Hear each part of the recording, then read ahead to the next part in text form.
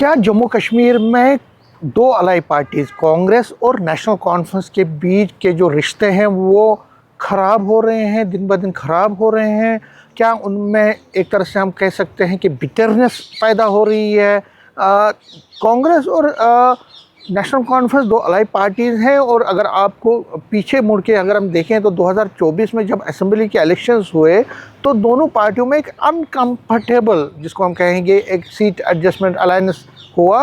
हालांकि दोनों पार्टियां जो है ना लास्ट मोमेंट पे उन्होंने एडजस्टमेंट किया और सीट की एडजस्टमेंट करके इकट्ठे चुनाव लड़ा। लेकिन कई सीटें, जब तकरीबन 6 सीटें ऐसी थी जिसमें फ्रेंडली फाइट दोनों पार्टीज़ के बीच रहा, तो ज़ाहिर तौर पर ये खुद रिफ्लेक्ट करता है कि दोनों पार्टियां जो हैं वो बहुत कंफर्टेबल नहीं थी। लेकिन क्योंकि एक कंपल्शन कह सकते हैं, सियासी कंपल्शन था, तो दोनों पार्टियां इकट्ठे हुई और दोनों पार्टियों ने बीजेपी के ख़िलाफ़ चुनाव लड़ा, बाकी पार्टियों के ख़िलाफ़ चुनाव लड़ा। लेकिन जब गवर्नमेंट आई, नेशनल कॉन्फ्रेंस सबसे बड़ी पार्टी वजूद में आई, तो ऐसा लग रहा था कि कांग्रेस का भी कोई मेंबर कैबिनेट में होगा। लेकिन हैरानी तब हुई जब उमर अब्दुल्ला ने हलफ लिया और उसमें कोई भी कांग्रेस का मेंबर नहीं था। कहा जा रहा है कि कांग्रेस ने मना कर दिया इलेक्शन इसमें पार्टिसिपेट करना।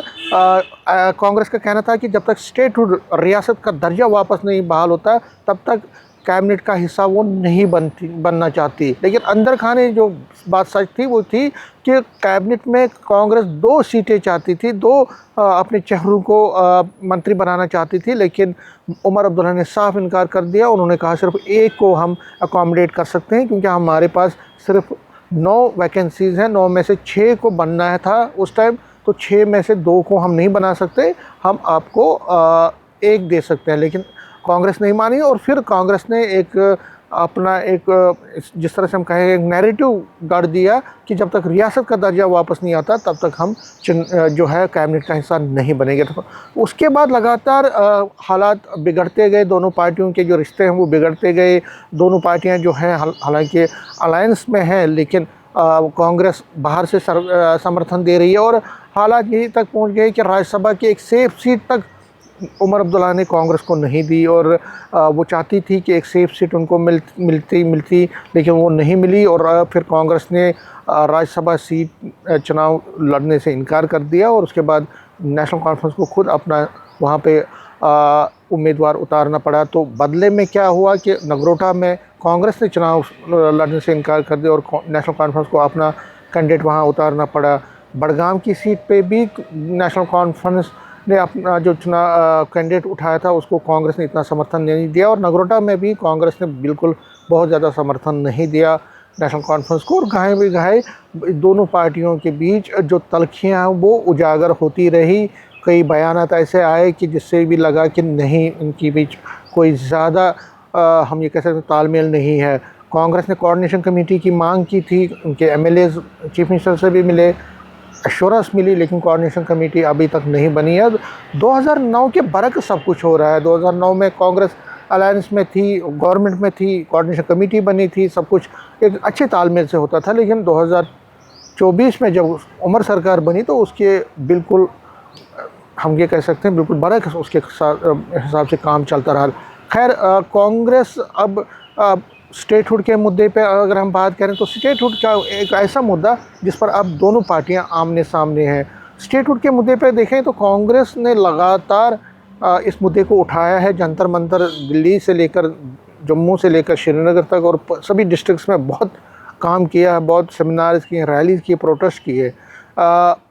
अगर हम नेशनल कॉन्फ्रेंस की बात करें तो नेशनल कॉन्फ्रेंस ने सिर्फ एक सिग्नेचर कैंपेन शुरू किया था मेंढर से, उससे ज़्यादा उन्होंने कुछ नहीं किया। लेकिन हाँ, उनके जो राज्यसभा मेंबर हैं, लोकसभा मेंबर हैं, वो लगातार पार्लियामेंट में, और इसी तरह से नेशनल कॉन्फ्रेंस के जो दिग्गज नेता हैं, चीफ मिनिस्टर से लेकर बाकी कैबिनेट मंत्री, लगातार वो अपनी अपनी कॉन्स्टिट्यूंसी में, असेंबली के अंदर, असेंबली के बाहर लगातार इस पर ज़ोर देते रहे कि स्टेटहुड का दर्जा वापस मिलना चाहिए। लेकिन अगर हम सड़कों की बात करें तो सड़क पर कांग्रेस के ही नेता ज़्यादातर दिखे, उन्होंने प्रोटेस्ट किए। लेकिन अभी जो बयान आया फारूक अब्दुल्ला का 2 दिन पहले, उन्होंने कहीं ना कहीं कांग्रेस को लताड़ा और कहा कि स्टेटहुड के मुद्दे पे कांग्रेस जो है वो ज़्यादा उनको समर्थन नहीं कर रही है, इंडिया ब्लॉक जो है उनको समर्थन नहीं दे रहा है। उनकी आवाज़ के साथ आवाज़ मिला के बात नहीं कर रहा है। ये चीज़ बहुत ज़्यादा खरी है कांग्रेस को, और कांग्रेस के नेता अब लगातार इस पर हमला बोल रहे हैं नेशनल कॉन्फ्रेंस को। रविंदर शर्मा जो कि पार्टी के चीफ स्पोक्सपर्सन है, उनका एक ट्वीट आज आया है, उन्होंने बताड़ा है नेशनल कॉन्फ्रेंस को, उन्होंने टारगेट किया है नेशनल कॉन्फ्रेंस और कहा कि नेशनल कॉन्फ्रेंस अपनी फेलियर से लोगों का ध्यान भटकाना चाहती है और बांटना चाहती है और डाइवर्ट करना चाहती है टैक्टिकल तरीके से, क्योंकि उनका ये कहना है कि जो नेशनल कॉन्फ्रेंस है वो फेल हो गई है, सरकार जो है हर मोर्चे पे फेल हो गई है, इसलिए अपने फेलियर्स का ध्यान भटकाने के लिए लोगों का ध्यान भटकाने के लिए ये चीज़ें उठा रही है स्टेटहुड का। उन्होंने याद दिलाया कि स्टेटहुड पर सिर्फ कांग्रेस ही ऐसी पार्टी है जिन्होंने जम्मू कश्मीर की हर एक कोने में और इसी तरह से जंतर मंतर पर भी प्रोटेस्ट किया, प्रोटेस्ट मार्च किए, रैली की, धरना दिए। तो इस तरह से बयानबाजी करना फारूक अब्दुल्ला का ये शोभा नहीं देता और उनको ये समझना चाहिए कि नेशनल कॉन्फ्रेंस से ज़्यादा कांग्रेस इस पर लड़ रही है। कल भी आपने देखा वक़ार रसूल वानी ने जब हमसे बात की तो उन्होंने कल भी उन्होंने साफ कहा कि सरकार को, जो वक़ार रसूल वानी फॉर्मर प्रेसिडेंट रहे जम्मू कश्मीर पीसीसी के, CWC मेंबर है और बड़े नेता के तौर पर माना जाते हैं उनका, उन्होंने कहा कि सरकार से हमें वापस लेना चाहिए अपना सपोर्ट, तो बड़ी बात उन्होंने कही। लेकिन अभी जो लेटेस्ट आया है रविंदर शर्मा का, उससे जाहिर है कि जो कांग्रेस है वो बहुत नाराज़ है फारूक अब्दुल्ला के उस बयान से और उनका मानना है कि ये एक अच्छा संकेत नहीं है, क्योंकि कांग्रेस के लोग ये भी कहते हैं कि उमर अब्दुल्ला बहुत क्लोज़ आ रहे हैं बीजेपी के। उमर अब्दुल्ला बिल्कुल प्राइम मिनिस्टर की तारीफ़ें करते रहते हैं, यूनियन होम मिनिस्टर की तारीफ़ करते रहते हैं और बिल्कुल वो नज़दीक आते जा रहे हैं बीजेपी के साथ। वो कहीं ना कहीं कांग्रेस को खर रहा है, कांग्रेस को वो बहुत तकलीफ़ दे रहा है, क्योंकि बहुत बार ऐसी स्टेटमेंट्स भी उमर अब्दुल्ला ने दिए हैं जिससे ये लगा है कि वो उमर अब्दुल्ला जो है वो कांग्रेस से ज़्यादा बीजेपी को अब पसंद करने लगे हैं। प्राइम मिनिस्टर की तारीफ़ करना, कांग्रेस को बीच बीच में उन्होंने बहुत खरी खोटी सुनाई है कई इश्यूज़ पे। तो अब ये कांग्रेस और नेशनल कॉन्फ्रेंस अलायंस में है, लेकिन आगे चल के क्या वो बिल्कुल अलायंस में ही रहेंगे या कांग्रेस कोई बड़ा डिसीजन लेगी इस अलायंस के हवाले से, वो तो आने वाला वक्त ही बताएगा। लेकिन फ़िलहाल दोनों पार्टियों के बीच सब कुछ ठीक नहीं चल रहा है और ये जम्मू कश्मीर की सियासत की इस वक्त की सबसे बड़ी खबर है। नेटवर्क 18 के लिए मैं समीर भट्ट।